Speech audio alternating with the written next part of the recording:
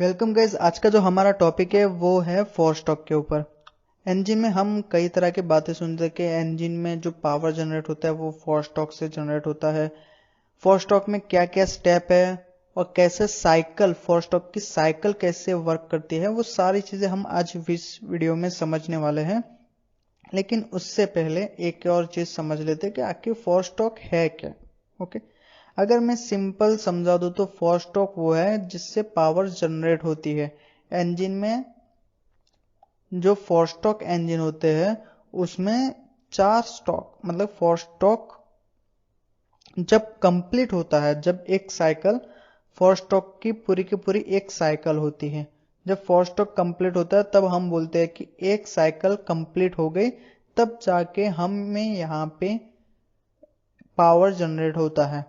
तो अभी यहाँ पे जो फोर स्टॉक होने वाले हैं उनमें से क्या क्या चीजें होने वाली है, कैसे कैसे वो वर्क करता है, वो सारी चीजें हम इस वीडियो में डिस्कस करने वाले हैं। ओके, आगे बढ़ते हैं। फोर स्टॉक के जो मेन स्टॉक है, ओके, उसका नाम है, पहला जो रहता है इनटेक।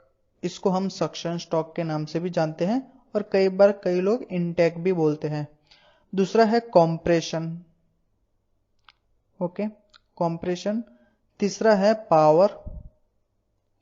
चौथा है एग्जॉस्ट। ये है चार स्टॉक, इनटेक, कॉम्प्रेशन, पावर और एग्जॉस्ट। ये चार स्टॉक मिलके इंजन में पावर जनरेट करते हैं और इसी को कहा जाता है फोर स्टॉक साइकिल।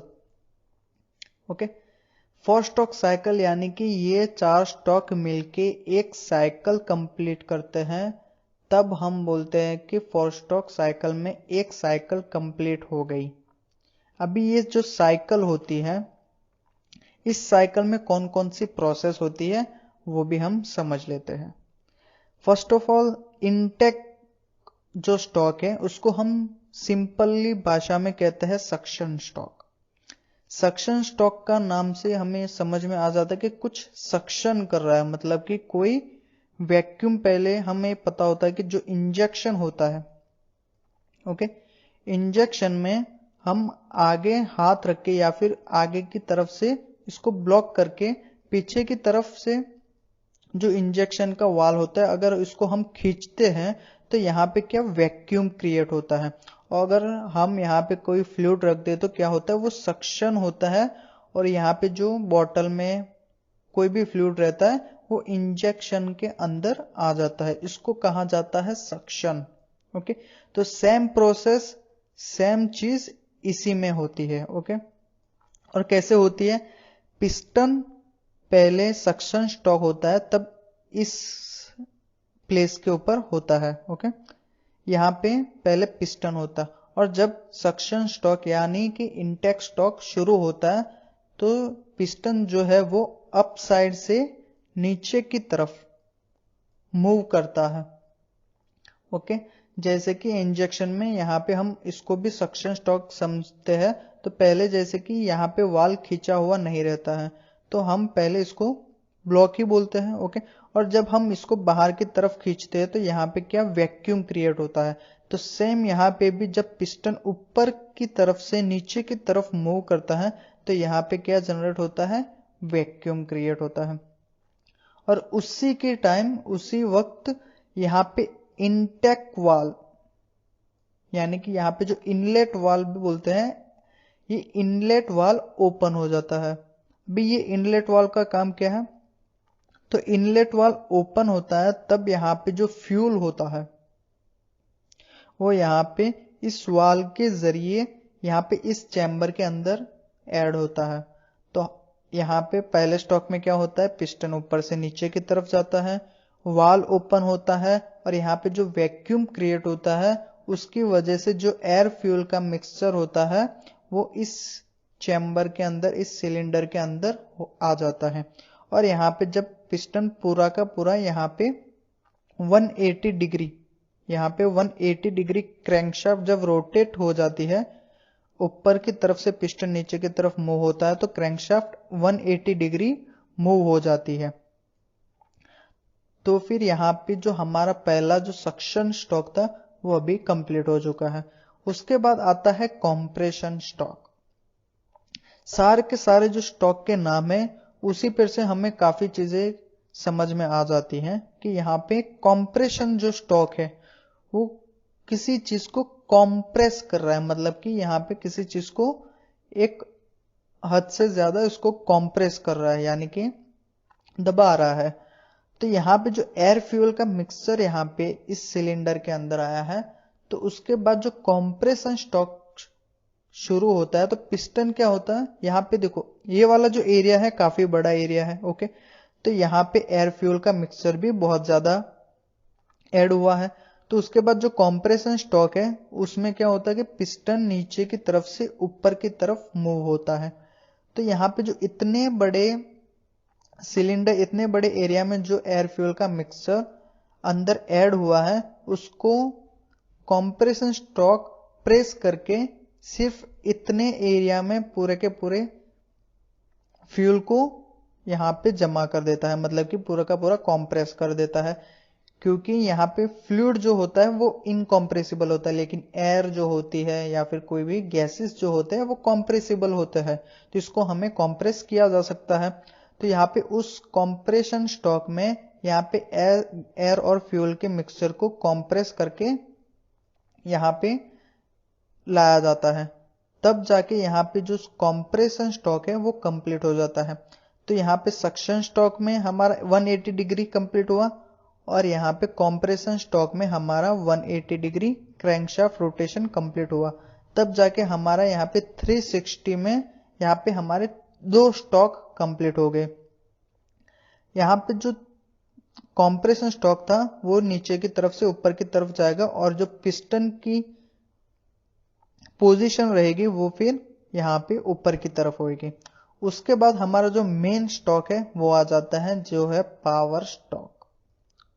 अभी पावर स्टॉक के नाम से हमें पता चलता था कि यहाँ पे ये जो स्टॉक है उसी से पावर जनरेट होने वाली है। तो यहाँ पे जो कॉम्प्रेशन स्टॉक है, यहाँ पे एयर फ्यूल का मिक्सचर और एयर को जो कॉम्प्रेस किया हुआ रहता है वो काफी ज्यादा प्रेशराइज रहता है, काफी ज्यादा प्रेशर के जरिए से कॉम्प्रेस किया जाता है।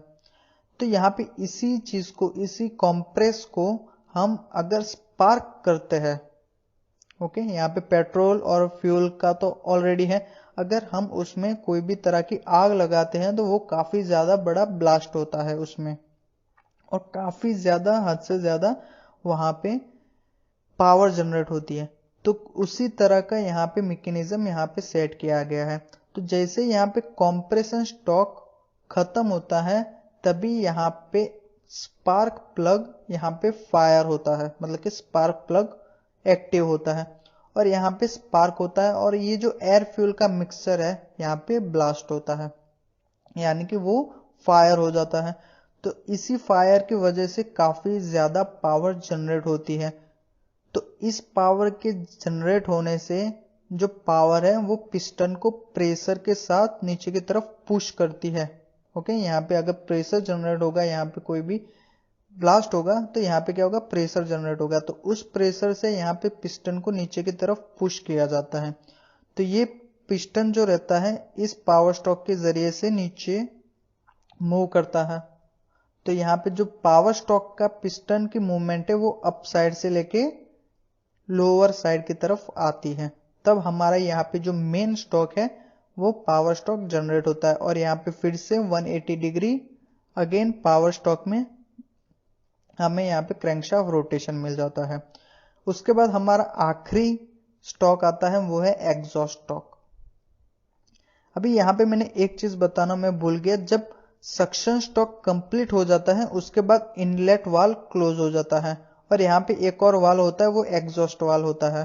तो एग्जॉस्ट वाल्व तो वो इनलेट और कंप्रेशन और पावर तीनों पोजीशन में यहाँ पे एग्जॉस्ट वाल्व क्लोज रहता है और यहाँ पे इनलेट वाल्व सिर्फ और सिर्फ इनटेक स्ट्रोक के जरिए ही यहाँ पे चालू रहता है। जब कंप्रेशन स्ट्रोक शुरू होता है तो यहाँ पे इनलेट वाल्व उसके मैकेनिज्म के जरिए से यहाँ पे क्लोज हो जाता है।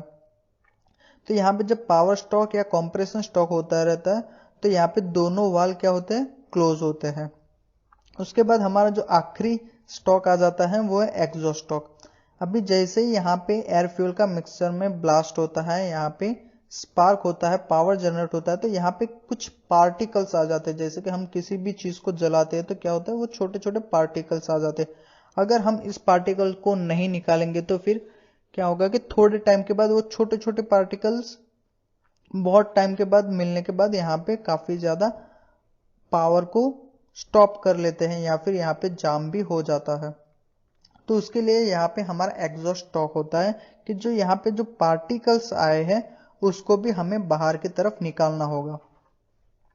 तो उसके लिए यहाँ पे जब पावर स्टॉक कंप्लीट होता है उसके बाद एग्जॉस्ट स्टॉक शुरू होता है।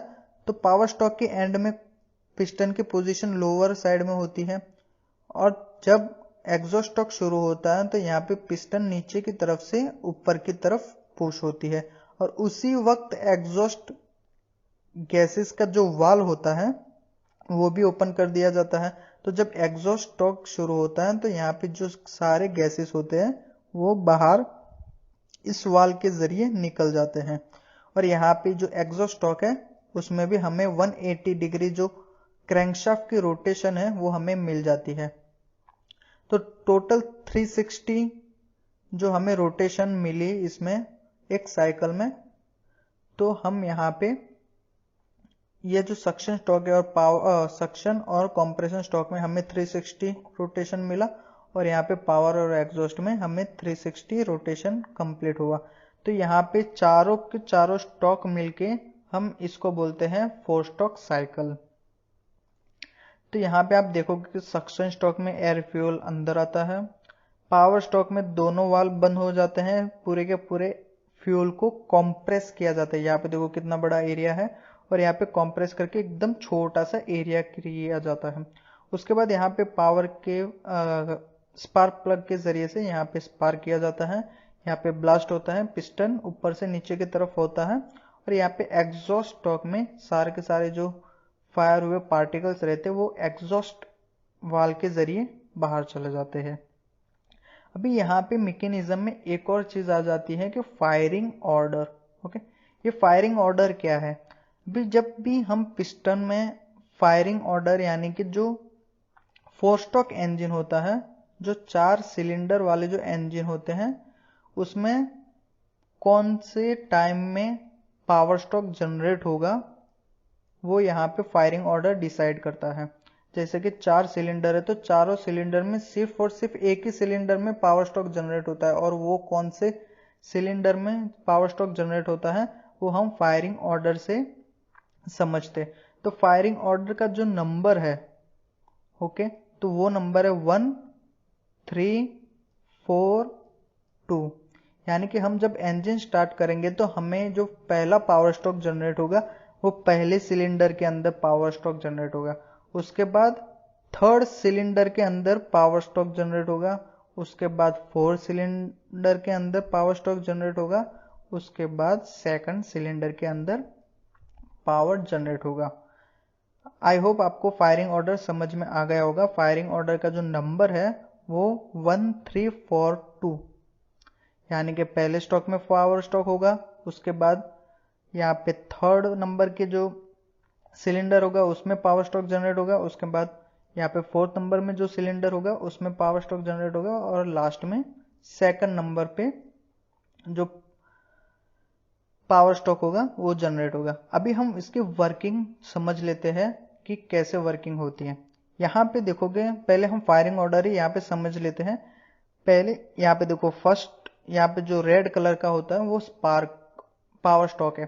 तो यहाँ पे पहले जो पावर स्टॉक जनरेट हो रहा है वो कौन से, पहले पिस्टन में जनरेट हो रहा है। उसके बाद इसके बाद जो जनरेट हो रहा है वो थर्ड सिलेंडर के अंदर पावर स्टॉक जनरेट हो रहा है, उसके बाद 4 सिलेंडर के अंदर जनरेट हो रहा है और उसके बाद सेकंड सिलेंडर के अंदर पावर जनरेट हो रहा है। और यहाँ पे देखोगे तो जो ब्लू कलर का है वो intake valve, okay, inlet, compression, power और एग्जॉस्ट, कुछ इस तरीके के सारे स्टॉक चलते हैं और उसके जरिए से क्रैंकशाफ्ट भी रोटेशन होती है और यहाँ पे पावर जनरेट होता है। तो कुछ इस तरीके का यहाँ पे हमारा जो 4 स्टॉक इंजन है वो वर्क करता है। आई होप आपको सारी चीजें समझ में आ गई होगी